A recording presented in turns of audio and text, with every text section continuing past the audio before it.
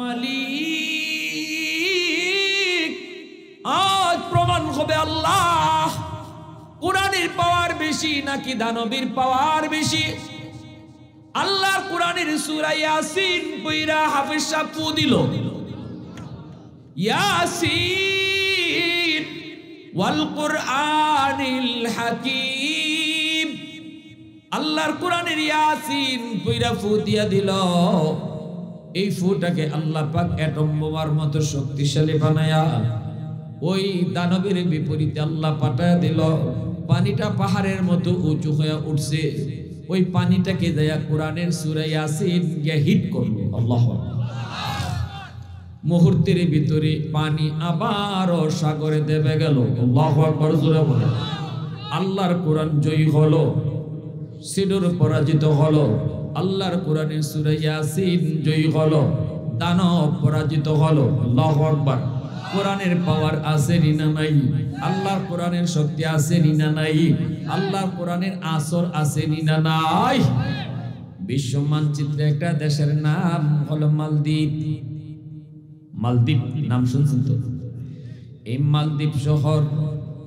মালদ্বীপ শহরের পাশে একটা সৌদি আরবের জাহাজ ডুবে গেল। সবগুলি যাত্রী মারা গেল। বাস্তব একটা ঘটনা শুনাইতেছি, শুনেন। ঘটনাটা আজকে থেকে প্রায় 350 বছর আগের ঘটনা। এই ঘটনাটা লিখছেন কেডা? বিশ্ববিখ্যাত পর্যটক আল্লামা ইবনে বতুতা। তিনি তার কিতাব রিহলাতে ইবনে বতুতা, এই কিতাবের ভিতরে তিনি উল্লেখ করেছেন, কি লিখছেন তিনি? কয়, শুধু আজ পৃথিবীর মানচিত্রে মালদ্বীপ হলো একটা মুসলিম দেশ, কিন্তু এক সময় এই দেশটা মুসলিম দেশ ছিল না। এই দেশটা ছিল হিন্দু দেশ। দেশটা ছিল মূর্তি পূজারীর দেশ। আল্লাহকে কেউ চিনত না, ইসলাম ধর্ম তারা জানতো না। একজন হাফেজ কোরআনের উসিলায়, ছোট্ট একটা বাবু হাফেজ কোরআন, ওই হাফেজ কোরআনের উসিলায় আল্লাহ গোটা দেশটারে মুসলমান বানায় দিছে। এটা আসতে নি সুবহানাল্লাহ। পিছনে মানুষ আওয়াজ দিয়ে সুবহানাল্লাহ বলে না ভাই, একটু আওয়াজ দিয়ে একসাথে বলেন সুবহানাল্লাহ, আরো জোরে সুবহানাল্লাহ। সুবহানাল্লাহ শব্দের অর্থ কি? আল্লাহ তুমি পাক। আমি যত আওয়াজ দিয়ে বলবো আল্লাহ তুমি পাক, আল্লাহ তুমি পাক, আল্লাহ তত খুশি হইয়া আমাকে পাক বানায় দিব। যে যত বেশি আল্লাহকে পাক কইব আল্লাহ তারে তত তাড়াতাড়ি পাক বানায় দিব। তাহলে সুবহানাল্লাহ বলে লস না লাভ? জোরে বলতে রাজি আছি না ইনশাআল্লাহ? আবার আওয়াজ দিয়ে বলেন সুবহানাল্লাহ, আলহামদুলিল্লাহ, আল্লাহু আকবার। আল্লাহ তুমি কবুল করো। এবার শুনেন, কেউ নড়াচড়া করবেন না, কোনো আওয়াজ নেই। জাহাজের সবগুলি যাত্রী মারা গেল পানিতে ডুবে। জাহাজ ডুবে গেছে, মানুষ আর বাঁচবে কোত্থেকে? সব মরছে। কিন্তু ওই হাফেজ সাহেব, যার বয়স মাত্র 8 বছর, এই হাফেজ কোরআনকে আল্লাহ তার কুদরতে বাঁচিয়ে রাখছে। একজন হাফেজ, একজন আলেম।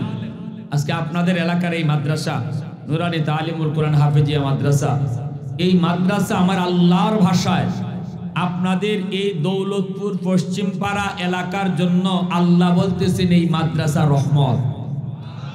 কে বলছেন? জোরে বলেন। আল্লাহর কথা এটা। ওয়া নুনাজ্জিলু মিনাল কোরআন মা হুয়া শিফাউন ওয়া রাহমাতুল লিল মুমিনিন।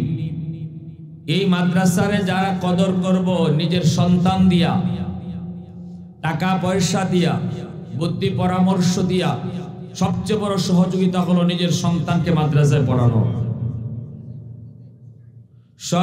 সবচেয়ে বড় সহযোগিতা কি? নিজের সন্তানকে মাদ্রাসায় পড়ানো।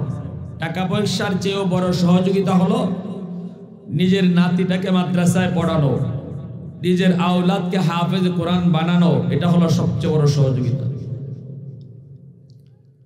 ওই মাদ্রাসা আমার আপনার জন্য কত বড় রহমত শুনেন। ওই হাফেজ সাহেবকে আল্লাহ তার কুদরতে বাঁচাইছে। কেমনে? একটা কাঠের উপরে ভাসতেছে, ছোট্ট বাবু তো, ছোট ছোট বাচ্চারা আল্লাহর 30 পারা কোরআন সিনার ভিতরে নেয়। এমন আপনারা দেখছেন না দেখছেন না? ছোট ছোট বাচ্চা দাড়ি উঠে নেই, মোছ উঠে নেই। আপনাদের এখান থেকে যে ছেলেটা হাফেজ হইল, পাগড়ি মাথায় পরাইলাম, তারও তো দাড়ি উঠে না, দাড়ি নাই, মোছ নাই। তাহলে বোঝা গেল কম বয়সে সিনার ভিতরে 30 পারা নেওয়া এটা বাহাদুরি না, এটা আল্লাহ পাকের দয়া। ঠিক কিনা জোরে বলেন? চেয়ারম্যানের পোলা হইলে হাফেজে কোরআন হওয়া যায় না, এমপির পোলা হইলে হাফেজ সাহেব হওয়া যায় না, কোটিপতির পোলা হইলে হাফেজ সাহেব হওয়া যায় না। হাফেজ হইতে গেলে আল্লাহর দয়া লাগবে। ঠিক কিনা? হাফেজ হইতে গেলে দয়া লাগবে। টাকার জোরে সব কিনা যায়, হরিণের চোখ পাওয়া যায়, ব্যারিস্টারি ডিগ্রি আনা যায়, কিন্তু টাকা দিয়া সন্তানদের হাফেজ বানানো যায় না। না এই সার্টিফিকেটও কিনা যায়? হ্যাঁ, বাপের কোটি কোটি টাকা আছে, ছেলের হাফেজে কোরআনের ডিগ্রি কিনে নিয়ে আইছে, হবে? জোরে বলেন। আমার ভাইয়েরা, বন্ধুরা, যুবক, মালদ্বীপের জেলেরা নামলো মাছ ধরার জন্য সাগরে। হঠাৎ করে দেখতেছে কাঠের উপরে ভাসতেছে একটা ছোট্ট বাবু। চেহারাটা তার বড় সুন্দর। এই ছোট্ট বাবুটাকে তারা তাদের নৌকায় উঠাইল। কি হয়েছে বাবা? হাফেজ সাহেব কয়, জাহাজ ডুবে গেছে। কি পরিমাণ যাত্রী ছিল? কয়, অসংখ্য, অগণিত।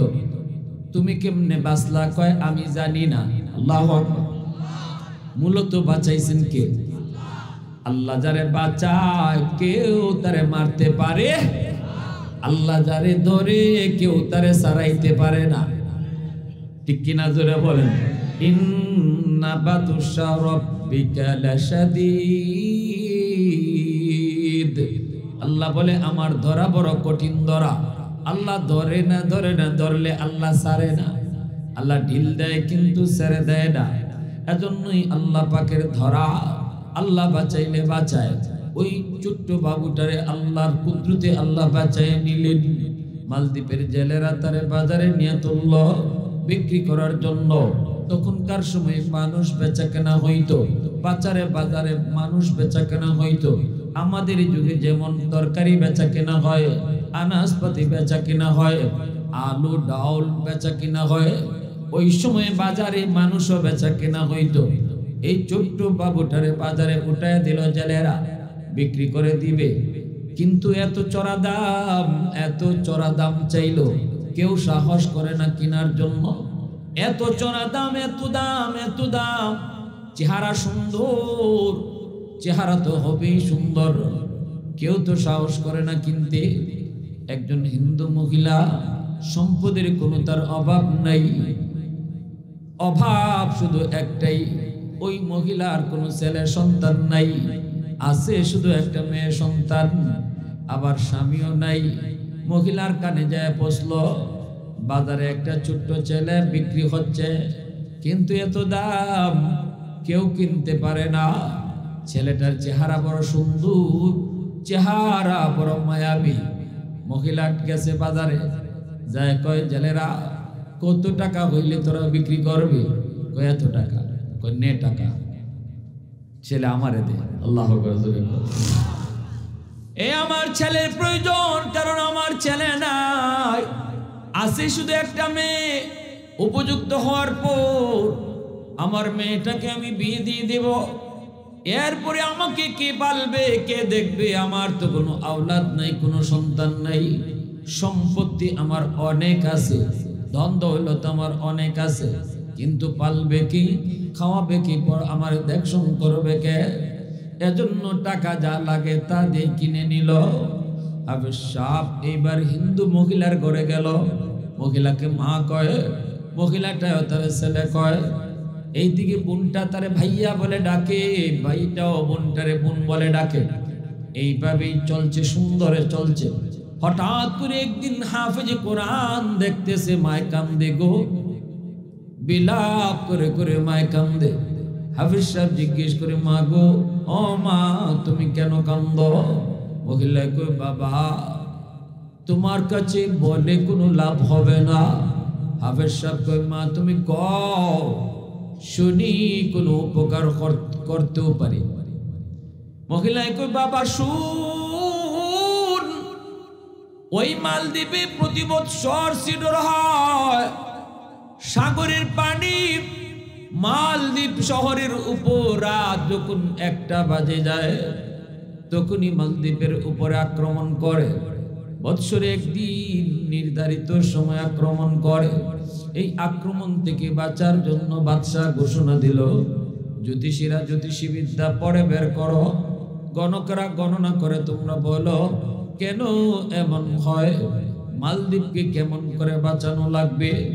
জ্যোতিষীরা কয়, গণকেরাও কয়, আমরা যা পেয়েছি এটা হলো একটা খবিস জিনের কারসাজি। এই জিনের কারণে পানিটা এত উঁচুতে উঠে, শহরের উপরে আক্রমণ।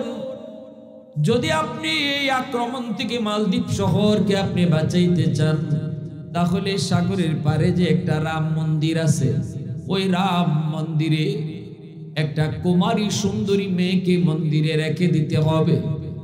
তাহলেই সিডর হবে না, জলোচ্ছ্বাস হবে না। এটা হলো জিনের ভূত, এটা হলো দানবের ভূত, এটা হলো দৈত্যের ভূত। এই দানব এই মেয়েটাকে খেয়ে ফেলবে, পরে হত্যা করে ফেলবে, কিন্তু সিডর হবে না, পানি আর আসবে না। বাদশাহ হুকুম জারি করে দিল, বৃহৎ স্বার্থের দিকে খেয়াল করে ক্ষুদ্র স্বার্থের জলাঞ্জলি, ছোট স্বার্থ তোমরা কোরবানি করো। অর্থাৎ সুন্দরী মেয়েদের তালিকা তৈরি করো, দেশ বাঁচাইতে হবে। মেয়ে একজনকে যদি আমরা বুক দিয়ে দিব, বিনিময়ে তো আমাদের দেশ বাঁচানো যাবে। এর তালিকা তৈরি করলো। এই যে থিওরিটা, এই থিওরিটা কিন্তু ইসলাম সমর্থন করে। জোরে বলেন। 10 জনের সুখের জন্য নিরপরাধ আরেকজনকে হত্যা করা, এটা ইসলাম সাপোর্ট করে না। এজন্য হযরত ওমর ফারুক রাদিয়াল্লাহু তাআলা আনহু জামানায় আমর ইবনুল আস রাদিয়াল্লাহু তাআলা আনহু মিশরের গভর্নর, মিশরের নীল দরিয়ার পানি শুকিয়ে গেছে। আর ওই খ্রিস্টানদের একটা প্রথা ছিল, প্রচলন ছিল, হেরা দরিয়ার পানি যখন শুকিয়ে যেত, সুন্দরী একটা মেয়েরে নিয়ে ওইরকম নদীর পাড়ে নিয়ে জবাই করত, তখন পানি উঠত। আমর ইবনুল আস রাদিয়াল্লাহু তাআলা আনহু বন্ধ করে দিয়েছেন, রাখ, তোদের আগের এই সমস্ত আলতু ফালতু কর্মকাণ্ড এখন আর চলবে না, কারণ এটা ইসলামী রাষ্ট্র। ঠিক কিনা জোরে বলো। মেয়েটারে সাজায়া সুজায় নিতেছে, বলি দিবে। আমর ইবনুল আস থামাইছেন, রাখো, কি হয়েছে, ডুল ডব্বর বাজায় কই যাও, কই মেয়েরে এখন জবাই করব কেন, কই নীল দরিয়ার পানি শুকিয়ে গেছে, এই যদি জবাই না করি তাহলে পানি উঠবে না। আমর ইবনুল আস রাদিয়াল্লাহু তাআলা আনহু ইনি বলে, রাখো রাখো, এখন আর আগের যুগ নাই, এখন ইসলামী হুকুমত। আমি আমর ইবনুল আস হলাম তোমাদের গভর্নর, আমার অনুমতি ছাড়া একটা কদমও চলবে না। আমার মন বলে না যে ইসলাম এটাকে সাপোর্ট করে। 10 জন আরামে থাকবা, পানি পাইবা, আর আরেকজনের কুরবানি দিবা, তার দোষটা কি? জোরে বলেন, তার দোষটা কি? যারে কুরবানি দিতেছো, যারে জবাই করতেছো, তার দোষটা কি? তোমার পানির জন্য আরেকজনকে তুমি জবাই করবা? থামো। ইসলাম কখনো এমন আচরণ সমর্থন করে না, এটা জুলুম, এটা অন্যায়। আমর ইবনুল আস রাদিয়াল্লাহু তাআলা আনহু ওমর রাদিয়াল্লাহু তাআলা আনহুর কাছে চিঠি লিখছেন। তিনি তখন অর্ধ পৃথিবীর বাদশা। হযরত ওমরের কাছে চিঠি লিখছেন, এরা তো আমার কথায় মেয়েকে জবাই করা থেকে বিরত হলো, কারণ আমি গভর্নর, আমার কথা তো মানতেই হবে। কিন্তু তারা এই কথা আমার কাছে দাবি করছে যে আমরা আপনার কথা মানবো, কিন্তু পানির ব্যবস্থা করেন। আমরা তো দেখেছি আমাদের বাপ দাদারা এইভাবেই পানি তুলতো, নীল দরিয়ার পানি উঠতো কোনো একটা মেয়েকে জবাই করলে, তো এখন পানি তুলেন। আমর ইবনুল আস বলে, এটা পরের ব্যাপার, পরেরটা পরে, পানি উঠবে কি উঠবে না সেটা পরে, তবে এই জুলুম আমি হতে দিব না। ঠিক কিনা জোরে বলেন। হযরত ওমর রাদিয়াল্লাহু তাআলার কাছে চিঠি লিখছেন। হযরত ওমর বলেন, হ্যাঁ সঠিক কাজ করেছো, ধন্যবাদ তোমাকে, সঠিক কাজ করেছো, একটা অন্যায় কাজের প্রতিবাদ করেছো। তারপরে হযরত ওমর নীল দরিয়ার নামে চিঠি লিখলেন। চিঠি কার নামে লিখছেন? জোরে কর। নীল দরিয়ার নামে। নীল দরিয়ার নামে চিঠি লিখছেন আর বলছেন, এই নীল দরিয়া শোন, তুই যদি আমার আল্লাহর হুকুমে চলো, প্রথম লেখছেন, তুই যদি তোর নিজের হুকুমে চলো তাহলে তোর পানির দরকার নেই, আর তুই যদি আমার আল্লাহর হুকুমে চলো তাহলে আমি ওমর বলতেছি চিঠিটা পড়া মাত্রই তুই পানি দিবি। এই চিঠি আমর ইবনুল আসের কাছে পাঠাইছেন। হযরত আমর ইবনুল আস রাদিয়াল্লাহু তাআলা চিঠিটা নিয়ে নীল দরিয়ার পানি মাটিতে যেখানে একদম নিচে পানি উঠার কথা ওখানে চিঠিটা রাখকে তিনি পারে উঠতে পারেন নাই। চিঠিটা নদীতে রাখছেন দরিয়ায়, আর তিনি আইসা পারে উঠতে পারেন নাই, পানি উঠা শুরু হয়েছে। সেই পানি আজও আছে নীল দরিয়া, জিন্দেগিতে আর কোনোদিন শুকাবে না। তাম দুনিয়ার সব দরিয়া শুকাতে পারে, কিন্তু ওমরের আদেশ পেয়ে যে দরিয়ায় পানি উঠেছিল এই দরিয়া আর কখনো শুকায় নাই, কিয়ামতের আগে শুকাবেও না। সুবহানাল্লাহ জোরে বলেন। প্যারে হাজির, এজন্য ইসলাম এটাকে সাপোর্ট করে না। কিন্তু ওই তো এরা তো মূর্তি পূজারী। বাচ্চাদের দিয়ে দিল সুন্দরী মেয়েদের তালিকা তৈরি করো, তারপরে ওই মন্দিরে রেখে দাও। সুন্দরী মেয়েদের তালিকা তৈরি করে ওরা রাতের বেলা মেয়েটাকে মন্দিরে রেখে দেয়। এই বছর আর লটারিতে আমার মেয়েটার নাম উঠছে। এ বাবা বল বল, আমার একমাত্র মেয়ে, কলিজার টুকরা মেয়ে, যেই মেয়েটা তোমাকে ভাইয়া কয়া ডাকে, আমার এই মেয়েটাকে আজকে সন্ধ্যা হলে পরে ওরা জোরপূর্বক ধরে নিয়ে যাবে, মন্দিরের ভিতরে রেখে দিবে। যেই মেয়েটাকে আমি মা এত আদর করে বড় করলাম গো, এত মায়া করে বড় করলাম, আজকে আমি মার চোখের সামনে সন্তানকে জবাই করবে, দানবের ভোগ দিবে, আমি মা সেটা কেমন করে সহ্য করব? এজন্য আমি মা কাঁদতেছি। হাফেজ সাহেব কই, মা টেনশন তুমি করো না, কেঁদো না, কেঁদো না, সমাধান আমি দেব গো মা, আমার বোনেরও কোনো ক্ষতি হবে না, আবার দানবেও কিছু করতে পারবে না, বোনেরও ক্ষতি হবে না, সব সমাধান আমি দেব। মহিলায় কয়, বাবা কেমনে দিবি? কয়, মা আমার বোনটাকে তুমি তার নানার বাড়িতে পাঠায়া দাও, নানির হাতের পিঠা খাইতে পাঠায়া দাও, বোনের জামা কাপড় পরায়া আমাকে তুমি পালঙে বসায় রাখো, আমার দাড়ি উঠে নাই, মুছ উঠে নাই, যদি মেয়ে লোকের পোশাক পরায়া রেখে দেওয়া হয় তাহলে কেউ বুঝবে না আমি যে ছেলে, মনে করবে আমি মেয়ে, আমাকে মেয়ে মনে করে ওরা মন্দিরে নিয়ে রেখে দিক, এরপরে আমি বুঝবো দানবের পাওয়ার বেশি নাকি আমার সিনার পাওয়ার বেশি। মহিলায় কই, বাবা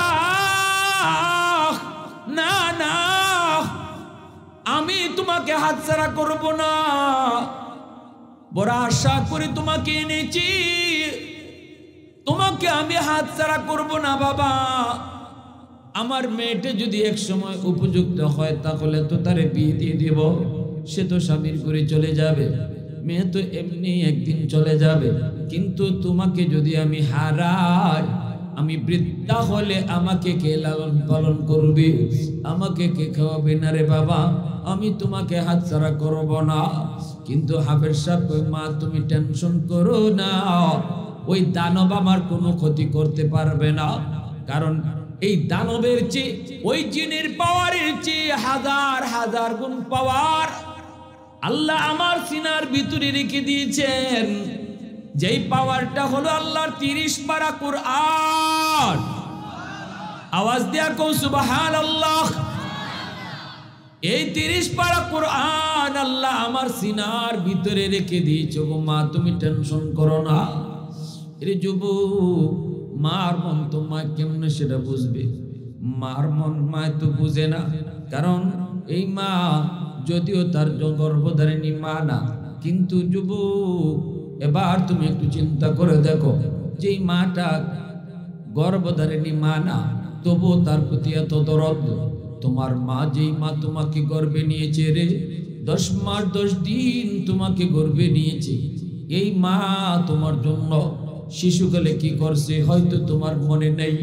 অসুস্থ হয়েছো, বিছানায় পড়ে তুমি কাঁদো, হয়তো ডাক্তার বলছে তুমি বাঁচবে না, তখন মা চোখের পানি ফলায় ফলায় আল্লাহর কাছে কাঁদতো আর কইতো, মালিক আমার সন্তানের হায়াত তুমি বাড়ায় দাও, আমি মার হায়াত তুমি নিয়ে যাও। আমি মা আমার হায়াতটা সন্তানকে দিয়ে দিলাম, বিনিময়ে আমার সন্তানের হায়াত তুমি বাড়াও। কত বাবা আল্লাহর কাছে চোখের পানি ফেলায় কইতো, মালিক আমি বাবা আমার হায়াত দিয়ে দিলাম, তবু আমার সন্তানের হায়াত তুমি বাড়ায় দাও।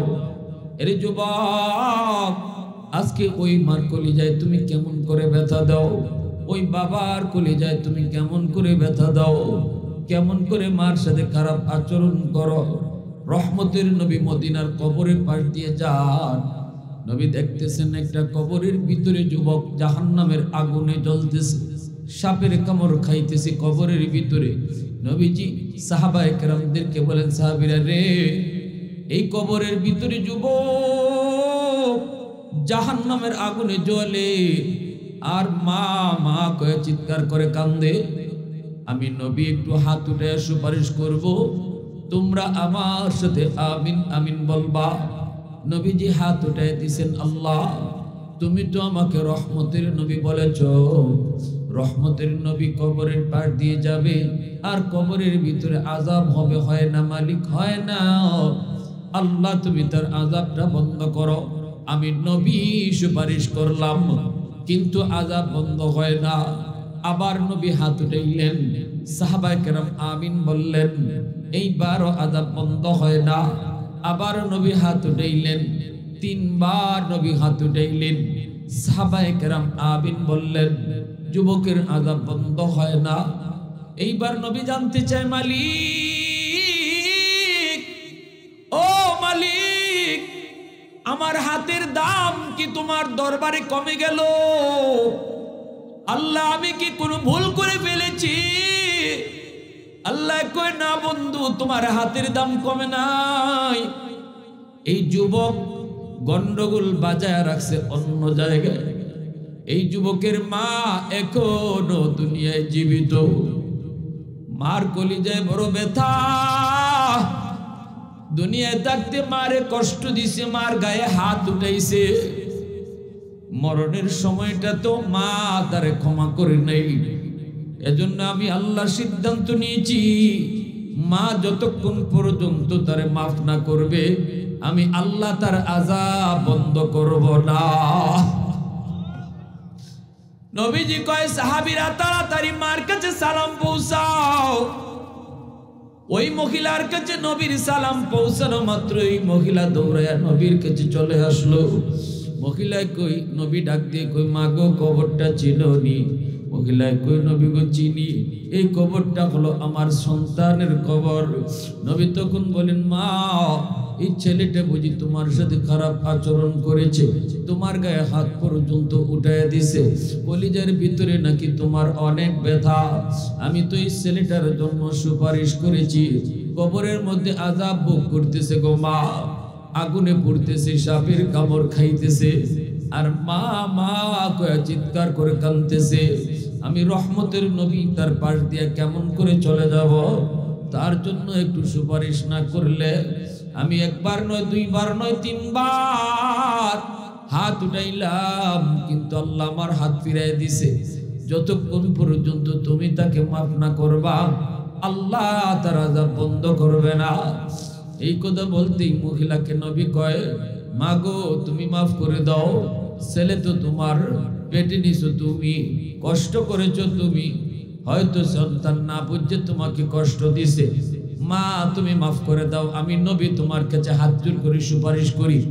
মহিলায় তখন চোখের পানিটা ফালায় কয়, না গো নবী, আমি একে মাফ করবো না, এখনো আমার পিঠে মাইরের দাগ আছে। নাউজুবিল্লাহ, জোরে বলেন। এখনো আমার পিঠে তার মাইরের দাগ আছে, এখনো আঘাতের চিহ্ন আছে। না গো নবী, আমি এর মাফ করবো না। রহমতের নবী, মায়ার নবী চিন্তায় পড়ে গেছেন। এইবার নবীজি কয়, আল্লাহ ও মালিক, মার দিল তো শক্ত হয়ে গেছে, মা যদি মাফ না করে আমি নবীর সুপারিশও তুমি কবুল করবা না, তাহলে এই যুবকের আযাব কেমনে বন্ধ হইত? আল্লাহ তোমার কাছে একটা সুপারিশ করি, আল্লাহ আমাকে যেইভাবে কবরের আযাব তুমি দেখায় দিছ, এইভাবে তার মার চোখের সামনে তুমি আযাবটা দেখায় দাও। আস্তে কোন আরো তো আস্তে, নাইলে সকালে নাস্তা করে গিয়ে সুবহানাল্লাহ কইলে হবে। খালি আর হয়তো কষ্ট হইতেছে আপনাদের পেটে ক্ষুধা, সকালে নাস্তা কইরে অন্তত মনে করে সুবহানাল্লাহটা কইলিয়েন। আর একটু জোরে কোন সুবহানাল্লাহ, আরো জোরে সুবহানাল্লাহ। আল্লাহর নবী রহমতের নবী কয়, আল্লাহ আযাবটা যেভাবে আমাকে দেখাইছো এইভাবে তার মারেও দেখাই দাও। সাথে সাথে আল্লাহ বলে, বন্ধু তোমার এই সুপারিশটা আমি কবুল করলাম। আল্লাহর নবীকে আল্লাহ যেইভাবে আযাবটা দেখায় দিছে, এইভাবে মার চোখের সামনেও আল্লাহ পাক আযাব দেখায় দিলেন। দেখতেছে মায় কবরের ভিতরে সন্তানের আযাব, আগুনে পোড়ার দৃশ্য, সাপের কামড়, আবার মা মা কয়ে চিৎকার করার আওয়াজ। যেই মাত্র এই আওয়াজ, সন্তানের আওয়াজ মার কানে দেয় পৌঁছলো, সাথে সাথে মার দিলটা নরম হয়ে গেছে। আল্লাহু আকবার জোরে বলেন। মার দিলটা নরম হয়ে গেছে, কারণ মা বাবা কোনোদিন সন্তানের কষ্ট নিজের চোখে সইতে পারে না, ঠিক না? যত কষ্টই সন্তানে দেয়, যতই কথা অমান্য করে, যতই মার বাবার কলিজায় ব্যথা দেয়, কিন্তু এই সন্তান বিপদে পড়লে সবার আগে কান্না করে মা, সবার আগে কান্না করে বাবা। বিদেশ বাড়িতে সন্তান যদি বিপদে পড়ে, প্রবাসে যদি সন্তান বিপদে পড়ে, কেউ না জানলেও সবার আগে জানে মা, ঠিক কিনা জোরে বলে। কলিজার মধ্যে ব্যথা লাগে, কলিজায় কেমন কেমন জানি করে, কেন? কারণ এটা মা আর সন্তানের রক্তের সম্পর্ক। আল্লাহু আকবার জোরে বলেন। সন্তানের বিপদ, সন্তানের বিপদ কেউ না বুঝলেও মায় বুঝে। আল্লাহু আকবার জোরে কর। এ যুবক, তুমি কার কলিজায় ব্যথা দিতেছো? কার চোখের পানি তুমি জড়াইতেছো রে যুবক? পৃথিবীতে মায়ের মতো আপন কেউ হবে না, পৃথিবীতে মায়ের মতো আপন কেউ হবে না। তোমরা কোনোদিনও মায়েরই মনেতে কষ্ট দিও না, তোমরা কোনোদিনও মায়েরই মনেতে কষ্ট দিও না। পৃথিবীতে মায়ের মতো আপন কেউ হবে না, তোমরা কোনোদিনও মায়েরই মনেতে কষ্ট দিও না। কত পাপী মন আছে মাকে কষ্ট দেয়, মায়ের মনে কষ্ট দিয়ে অভিশাপ নেয়। মায়ের মনে কষ্ট দিলে খোদা যে সহে না, মায়ের মনে কষ্ট দিলে খোদা যে সহে না। তোমরা কোনোদিনও মায়েরই মনেতে কষ্ট দিও না, তোমরা কোনোদিনও মায়েরই মনেতে কষ্ট দিও না। মুসলমানের আওয়াজে বলেন আল্লাহু আকবার। যেই মাত্র মা নিজের চোখে আযাবটা দেখলো, সাথে সাথে মা চিৎকার দিয়া কই, নবী গো, আমার মনে যা কষ্ট আছিল সব ভুলে গেছি। আল্লাহকে বলেন আযাব যেন আমার সন্তানের বন্ধ করে। সাথে সাথে আল্লাহ পাক আযাব বন্ধ করে দিল। এজন্য বলি যুবক, আব্দুল কাদের জিলানী, মঈনুদ্দিন চিশতিরে যদি তুমি খুশি করো, তবু আল্লাহ খুশি হবে না। যদি মা বাবা খুশি না থাকে, আর যদি বাপ মা খুশি থাকে, আল্লাহ খুশি হয়ে যায়। রিদার রাব্বি ফি রিদাল ওয়ালিদাইন ওয়া সাকাতুর রাব্বি ফি সাকাতিল ওয়ালিদাইন। এই শিক্ষাটাই আপনার সন্তানকে মাদ্রাসায় পড়াইলে দেওয়া হয়, ঠিক কিনা জোরে বলো। এই আদর্শটাই আপনার সন্তানকে মাদ্রাসায় পড়াইলে বোঝানো হয়। এটা আমার নবীর আদর্শ, এটা আমার নবীর আখলাক, এটা আমার নবীর কথা। হাজারো আব্দুল কাদের জিলানী যদি তোমার জন্য হাত উঠায় দোয়া করে, নবীজি বলেন এই দোয়া কবুল হবে কি হবে না কোনো গ্যারান্টি নেই। কিন্তু ভাঙ্গা ঘরে বসে যদি মা হাত উঠায়, ভাঙ্গা ঘরে বসে যদি বাবা হাত উঠায়, নবীজি বলেন এই বাপ মার দোয়া কবুল হবে, এর গ্যারান্টি আছে। মা কয় বাবা না, আমি তোমাকে যেতে দিব না। হাফেজ সাহেব কয় মা তুমি টেনশন করো না, বোনটারে তুমি নানার বাড়ি পাঠায় দাও। এমনি বোনটারে পাঠায় দেওয়া হলো। বোনের জামা কাপড় পইরা হাফেজ সাহেব মেয়ে লোক সাইজা মেয়ে মানুষ সাইজা পালঙের মধ্যে বসা রইছে। সন্ধ্যার সময় সরকারি সৈন্যরা এসে দরজায় নক করলো। দরজায় নক করতেই মা দরজা খুলে দিল। সরকারি সৈন্যরা ঢুকেই দেখে এত সুন্দর একটা মেয়ে পালঙের মধ্যে বসা। সুন্দর তো হবেই, বাড়ি তো তার মালদ্বীপ নাকি সৌদি আরব। আমার নবীর দেশের মানুষ, নবীর দেশের মানুষ চেহারা তো সুন্দর হবেই, ঠিক না? হাই রে, এত সুন্দর মেয়েটা রে, এত সুন্দর মেয়েটা আজকে দানবের ভোগ দিব। এরা আফসোস করে। আপনারা বলুন তো, আমার ওয়াজ যারা শুনছেন এতক্ষণ পর্যন্ত, এটা মেয়ে না ছেলে? পিছনের যুবকরা কয় না মেয়ে না ছেলে? ছেলে, অল্প বয়সের ছেলে। হাফেজ সাহেব 30 পারা কোরআন তার সিনায়, দাড়ি নাই, বুঝ নাই। আল্লাহু আকবার। সরকারি সৈন্যরা কয় চলো। হাফেজ সাহেব কয় ধরতে হবে না, আমি যাব। চলছে, মন্দিরে নিয়ে রাখলো, মন্দিরে নিয়ে রাখলো। সরকারি সৈন্যরা চলে আসলো। সকালবেলা যায় তার লাশ আনবে, সকালে যায় লাশ আনবে। 12টার পরে যখন 1টা বেজে গেল, হাফেজ কোরআন মন্দিরের ভিতরে ঢুকে সে তার মেয়ে লোকের পোশাক খুলে ফেলে দিল। ভিতরে ছিল তার ছেলে মানুষের পোশাক। এই পোশাকটা পরা, আর হাতের মধ্যে তার একটা জায়নামাজটা মন্দিরের ভিতরে বিছাইয়া দিল। জায়নামাজ মন্দিরের ভিতরে বিছাইয়া নামাজে দাঁড়ায় গেল। আল্লাহু আকবার জোরে বলেন। তামাম দুনিয়া তোমার আমার জন্য আল্লাহ মসজিদ বানায় রাখছে। আল্লাহু আকবার জোরে বলেন। অতীতের উম্মতের জন্য আল্লাহ পাক নির্ধারিত জায়গায় নামাজ পড়া নির্ধারণ করে রাখছে। মুসা নবীর জমানার উম্মতের জন্য মসজিদে আইসাই নামাজ পড়তে হতো। বাড়িতে নামাজ পড়লে হতো না, দোকানে নামাজ পড়লে হতো না, মাঠে নামাজ পড়লে হতো না। কিন্তু আমাদের জন্য শুধু আল্লাহ, এই উম্মতে মুহাম্মদের জন্য আল্লাহ কয়, বন্ধু তোমার উম্মতের জন্য আমি আল্লাহ তামাম দুনিয়া মসজিদ বানায় দিলাম। যেখানে নামাজ পড়বে ওখানেই আমি নামাজ কবুল করে নেব। এত সুযোগ আল্লাহ আমাদেরকে দিছে, এরপরও তো আমরা টাইম মতো নামাজ পড়ি না, ঠিক না? আমরা সময় মতো নামাজ পড়ি না, যেখানে থাকি এখানে নামাজ পড়ি না। হ্যাঁ, মনে করি যে এইভাবে অবহেলায় নামাজ চলে যায়, অথচ দৈনিক 5 বার আল্লাহ তোমাকে আমাকে ডাকতেছে। আল্লাহু আকবার, আল্লাহু আকবার। বান্দা আমি আল্লাহ বড়, আমি আল্লাহ বড়। তোর দোকান ছোট, আমি বড়। বান্দা তোর বন্ধু ছোট, আমি আল্লাহ বড়। আয় আমার দিকে, আয় আমার দিকে আয়। ঘুমটা ছোট, আমি আল্লাহ বড়, তুই ঘুম বাদ দিয়ে আমার দিকে আয়। এভাবে 5 বার আল্লাহ তোমাকে আমাকে ডাকে। এরপরও যখন ঘুমায়া থাকি তখন আল্লাহকে আমরা জবাব দেই, আল্লাহ তুমি যা কইতেছো এটা ঠিক না, তুমি বড় না, আমার ঘুমটা বড়, ঠিক না? মুখে বলি না কিন্তু কাজে প্রমাণ করি। আমি এরপরও যখন দোকানদারি করি আজান শোনার পরও, তখন আমি মুখে বলি না কিন্তু আমার কাজে প্রমাণ করতেছি আমি, আল্লাহ তুমি বড় না, আমার দোকানদারিটা বড়, ঠিক না?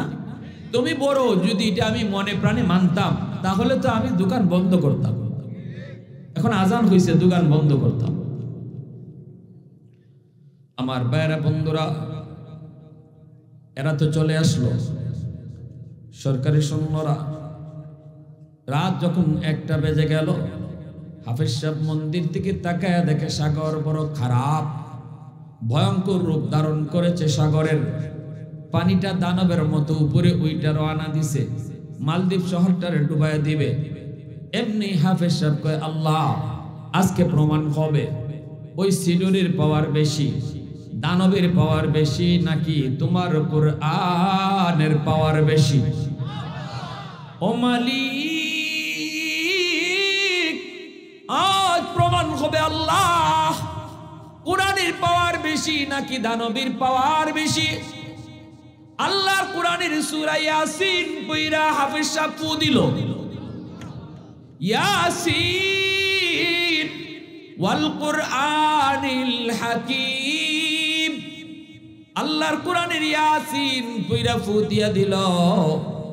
এই ফুটাকে আল্লাহ পাক অ্যাটম বোমার মতো শক্তিশালী বানায়া ওই দানবের বিপরীতে আল্লাহ পাঠায়া দিল। পানিটা পাহাড়ের মতো উঁচু হয়ে উঠছে। ওই পানিটাকে দেয়া কোরআনের সূরা ইয়াসিন গিয়ে হিট করলো। আল্লাহু আকবার।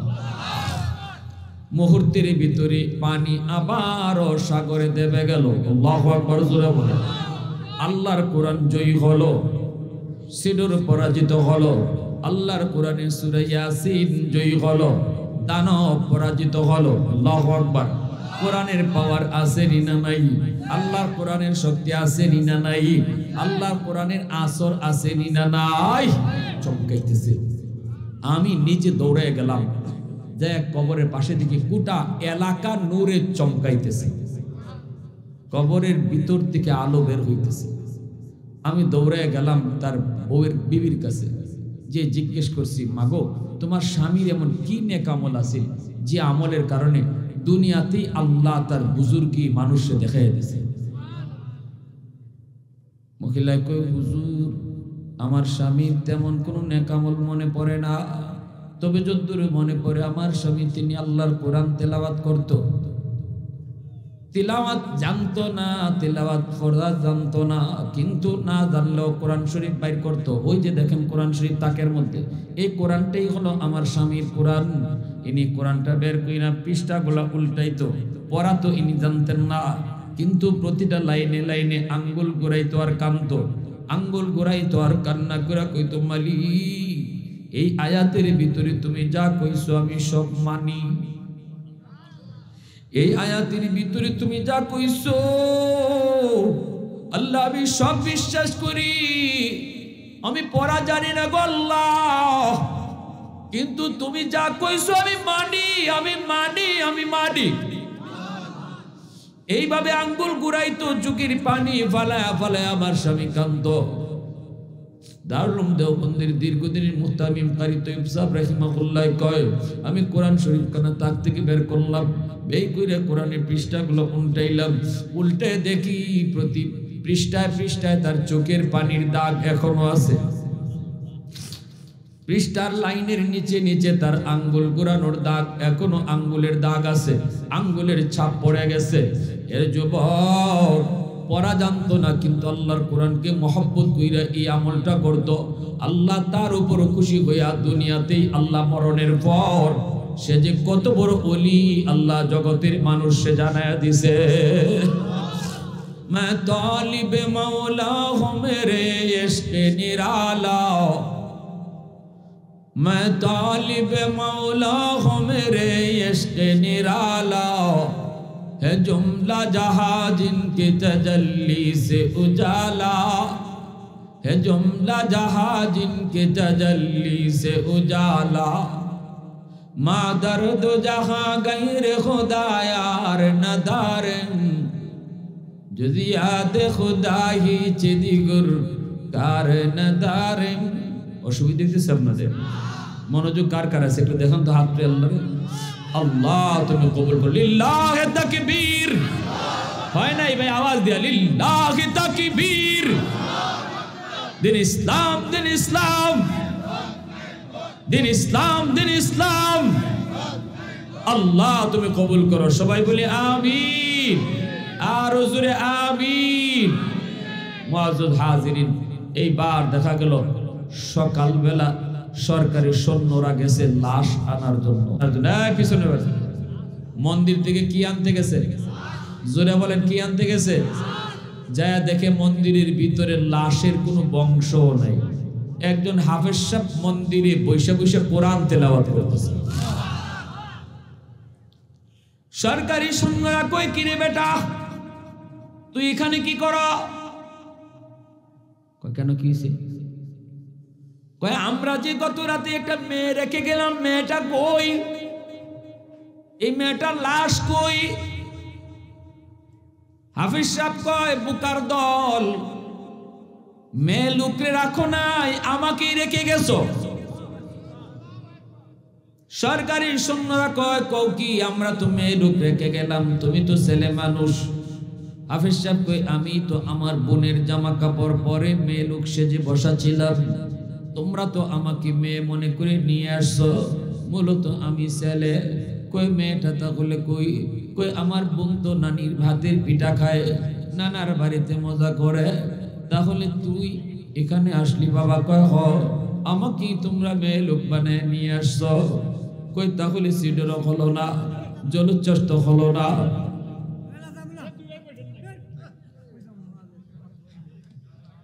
কয় ব্যাপার কি?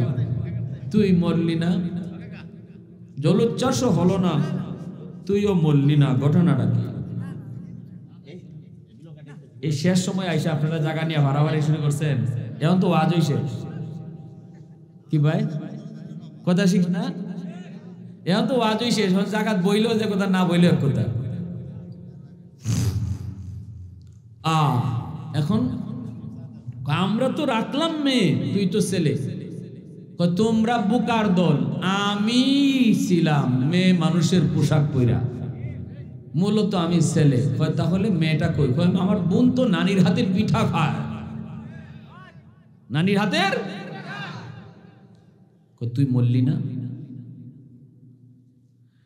তোরা মনে করছো দানব আমার মেরে ফেলবে? তোরা জানো না আমার সিনার ভিতরে কি আছে। আল্লাহ আকবার। আরে আমার সিনার ভিতরে 30 পারা কোরআন। এই শক্তি কোরআনের শক্তি দানবের শক্তির চেয়ে হাজার হাজার গুণ বেশি পাওয়ার। যে সিনার মধ্যে কোরআন থাকে, এই সিনাকে জাহান্নামের আগুনও জ্বালাইতে পারে না। এত শক্তি, এত পাওয়ার, এই কোরআনের পাওয়ার, এত পাওয়ার, জাহান্নামের আগুন ওই সিনাকে জ্বালাইতে পারে না। অতএব সিলুরে কি করবে, দানবে কি করবে? আমি তো আল্লাহর কোরআন পড়ে শুধু ফু দেই নেই, পুরা কোরআন পড়ি নাই, শুধু ইয়াসিন পড়ে ফু দিছি। এতে করেই পানি পানির জায়গায় আবার দেবে গেল, সাগর মুহূর্তের ভিতরেই শান্ত হয়ে গেল, অশান্ত সাগর মুহূর্তের মধ্যে শান্ত হয়ে গেল। আল্লাহর কোরআনের সূরা ইয়াসিনের পাওয়ার বেশি। এই কথা বলতে সরকারি সৈন্যরা দৌড় শুরু করলো। বাদশাহর কাছে যায় বলতেছে, বাদশাহ যাবো না, এই ঘটনা। বাদশাহ কয়ে আমাকে তাড়াতাড়ি নিয়ে চলো। বাদশাহ তার মন্ত্রী পরিষদ নিয়ে হাফেজ সাহেবের কাছে আসলো। এসে বলতেছে, ওরে হাফেজ সাহেব, এ বাবা, এই যদি হয় কোরআনের শক্তি, কোরআনের পাওয়ার, তাহলে আমরা কেন দূরে থাকবো? আমরাও দূরে থাকতে চাই না বাবা। এতদিন অন্ধকার ধর্মে ছিলাম, কোরআন কি জিনিস বুঝতাম না, মানতাম না, জানতাম না। তোমার কারণে আমরা বুঝলাম আল্লাহর কোরআনের পাওয়ার কত। বাবা আর দেরি করবি না, আমরা মন্ত্রী পরিষদ জনগণ সহ একসাথে তোর হাতে হাত রেখে কালেমা পড়ে মুসলমান হয়ে গেলাম। আর আল্লাহু আকবার। একজন হাফেজে কোরআনের উসিলায় আল্লাহ মালদ্বীপ দেশটারে, আল্লাহ গোটা দেশে মুসলমান বানায় দিছে। আজও মালদ্বীপ পৃথিবীর মানচিত্রে একটা মুসলিম দেশ, একজন হাফেজে কোরআনের উসিলায়। এজন্য যুবক, কিয়ামতের ময়দানে আল্লাহ পাক কইব, একটা মুকুট আর একটা পাগড়ি আল্লাহ নিজে হাতে রাখবো। হাতে রেখে আল্লাহ কইব, কই তোমরা বাপ মা, নবীর মা বাবা? আইসা কইব, আল্লাহ আমি তো অমুক নবীর আব্বা, অমুক নবীর আম্মা। আল্লাহ তখন বলবে, আমি কোন নবীর বাপ মারে খুঁজি না, নবীর বাপ মাকে আমি খুঁজি না। সাথে সাথে হাফেজ সাহেবের আব্বা আম্মা, একজন আলেমের আব্বা আম্মা ঈশা কইব, আল্লাহ আমি তো অমুক আলেমের বাবা, অমুক হাফেজে কোরআনের মা। আল্লাহ হাসরবাসীর সামনে কুদরতি মুচকি হাসি দিয়ে আল্লাহ বলবে, আমি তো তোমাকেই খুঁজতেছি। মান করা আল কোরআন ওয়া আমিলা বিমা ফিহি উলবিসা ওয়ালিদাহু তাজান ইয়াউমাল কিয়ামাহ। এজন্যই নবীজি বলেছেন, হাফেজ সাহেবের আব্বা আম্মারে, আলেমের আব্বা আম্মারে আল্লাহ নিজের হাতে পাগড়ি পরাইব। দুনিয়ার জমিনে পাগড়ি পরাইছে আমরা মানুষ, আর বাপ মার মাথায় পাগড়ি পরাইব আল্লাহ নিজে। আল্লাহর হাতে পাগড়ি পরার ইচ্ছা কার কার আছে? একটু হাত উঠে আল্লাহকে দেখান। আল্লাহ তুমি কবুল করো, জোরে কোন আমিন, আরো জোরে কোন আমিন। তাহলে আল্লাহর হাতে যদি পাগড়ি পরতে হয়, সন্তান স্কুলে পড়াইলে না মাদ্রাসায় পড়াইলে? জোরে বলেন। আমি বলি না আপনারে যে আপনি সন্তানকে স্কুল থেকে নিয়ে আসেন বা কলেজ ইউনিভার্সিটিতে পড়ায়েন না, আমি কথা বলবো না। আমি বলবো স্কুল কলেজে পড়ান, ভার্সিটিতে পড়ান, ডাক্তার বানান, ইঞ্জিনিয়ার বানান, প্রফেসর বানান। কিন্তু আমার প্রশ্ন হলো, সন্তানকে যে আপনি ডাক্তার বানাইতেছেন, আগে মুসলমানই শিখাইছেন? আমার সন্তানের বড় পরিচয় ডাক্তার নয়, আমার সন্তানের সবচেয়ে বড় পরিচয় সে মুসলমানের সন্তান। এজন্য সবার আগে তাকে মুসলমানি শিখাও। আর মুসলমানি শিক্ষা করার যে জায়গা এটা হলো মাদ্রাসা। আল্লাহর পরিচয়, আখিরাতের ফিকির, কবর জগৎ, আমার নবীর আদর্শ, এগুলা মাদ্রাসায় পড়ায়। আখিরাতের পরিচয় মাদ্রাসায় শিখায়। 5টা বছর স্কুলে প্রাইমারিতে পড়াইয়া সন্তানের জীবন সময়টা নষ্ট করার দরকার নাই। আজকে মাদ্রাসার নুরানি বিভাগগুলাতে আলহামদুলিল্লাহ নুরানি বিভাগে স্কুলের সমমানের অঙ্ক ইংরেজি রাখা হয়েছে। 1, 2, 3, 4, 5 পর্যন্ত স্কুলের অঙ্ক ইংরেজি মাদ্রাসার নুরানি বিভাগে রাখা হয়, যেন আপনার সন্তান 5 বছর মাদ্রাসায় পইরা দিলের ভিতরে আল্লাহর পরিচয় ঢুকাইয়া আখিরাতের ফিকির লইয়া আবার অঙ্ক ইংরেজিও ঠিক রাইখা সে হাই স্কুলে ভর্তি হইতে পারে। কলেজে গেলেও সে বেনামাজি হবে না, হাই স্কুলে গেলেও সে আল্লাহকে ভুলবে না, কারণ 5 বছর তার কলিজার ভিতরে আল্লাহর নাম পাথরে খোদাই করে লিখে দেওয়া হয়েছে। এটা জেনতেন লেখা না, এটা পাথরে খোদাই করে লেখা। কাদা মাটির মধ্যে যা খুশি লেখা যায়, মাটি শক্ত হলে লেখা যায় না, ঠিক না? আমার সন্তানের দিল দিমাগ কাদা মাটির মতো। এই শিশুকালে যা বুঝাইবেন তাই কিন্তু লেখা হয়ে থাকবে, যা দেখাইবেন তাই কিন্তু রেকর্ড হয়ে থাকবে। বড় হলে পরে সন্তান এতদিন যা রেকর্ড করছেন তাই বাজাবে, ঠিক না? এজন্য শিশুকালটা সন্তানের 5টা বছর যে 1 থেকে 5 পর্যন্ত এটা আপনারা স্কুলে পড়াইয়া, আমার অনুরোধ আপনাদের দিকে খেয়াল করে উলামায়ে কেরাম আজকে মাদ্রাসার নুরানি বিভাগে স্কুলের অঙ্ক ইংরেজি রাখছেন, যেন মুসলমানের বাচ্চার লেখাপড়া মাদ্রাসা দিয়া শুরু হয়। মাদ্রাসা দিয়া শুরু হয়। 5 বছর পড়ানির পরে আপনি স্কুলে দিয়া ডাক্তার ইঞ্জিনিয়ার বানান, মানুষের মতো মানুষ হবে।